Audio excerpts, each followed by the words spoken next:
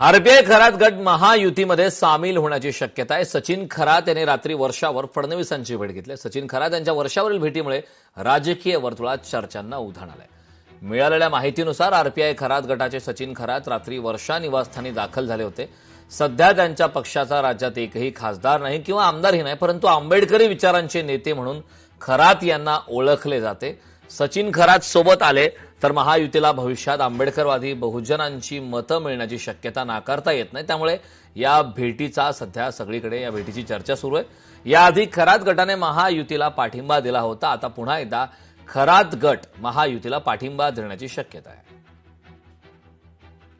या संदर्भात चर्चा करण्यासाठी आपल्यासोबत स्वतः सचिन खरातजी जोडलेले आहेत। आरपीआय खरात गटाचे सचिन खरात आहेत। सचिनजी, लोकशाही मराठीमध्ये आपलं स्वागत आहे।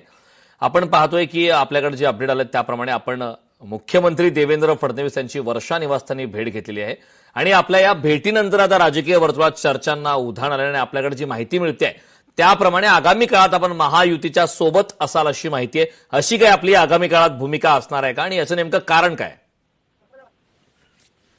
महाराष्ट्र राज्याचे माननीय मुख्यमंत्री देवेंद्र फडणवीस साहेब यांची रात्री मी वर्षा निवासस्थानी भेट घेतली आणि या भेटीमध्ये विविध विषयावर माझी 20 मिनिटं त्यांच्याबरोबर चर्चा झाली।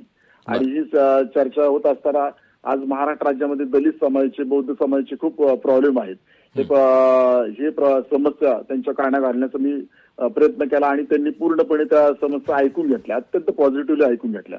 मुळात महाराष्ट्र राज्यामध्ये बौद्ध समाजावर होणारे अन्याय, अत्याचार आणि महाराष्ट्र राज्यामध्ये आता गाजत आहे जो प्रश्न अनुसूचित जाती उपवर्गीकरण, या उपवर्गीकरण होऊ नये अशी सुद्धा मी इच्छा त्यांच्या समोर व्यक्त केली आणि मागणी केलेली आहे।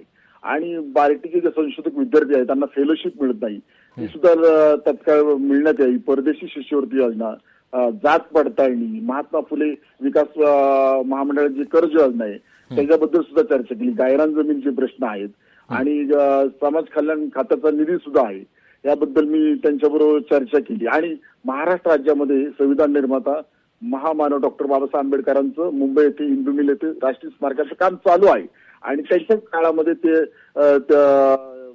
आदरणीय देवेंद्र फडणवीस साहेबांनी ती जमीन स्मारकाला दिली।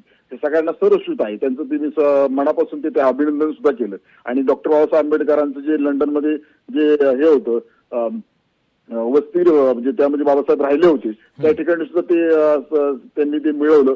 हे सगळ्यांना सरस्वत आहे, त्यांच्याबद्दल सुद्धा मी त्यांचं स्वागत आणि अभिनंदन केलेलं। अत्यंत पॉझिटिव्हली दलित समाजाच्या समस्याबद्दल चर्चा झालेली आहे आणि ही चर्चा काल त्यांच्याबरोबर माझी झालेली आहे।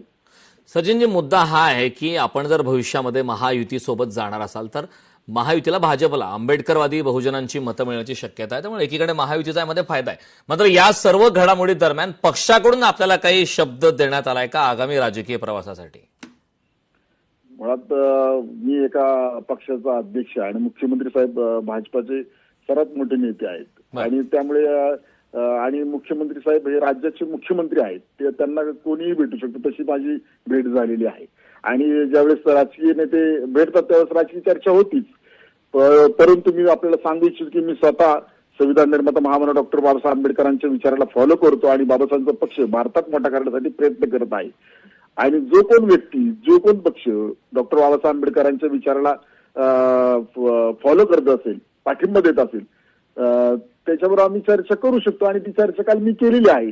आणि एवढंच मी सांगू इच्छितो की माझा पक्ष आरपीआय खरात गट हा डॉक्टर बाबासाहेब आंबेडकरांच्या विचाराला फॉलो करतो आणि तो कायम करत राहणार। आणि ते बाबासाहेबांचा पक्ष मोठा होण्याकरता आम्ही भारत देशभर, मी महाराष्ट्रभर फिरत आहेच आणि ते फिरत राहणार।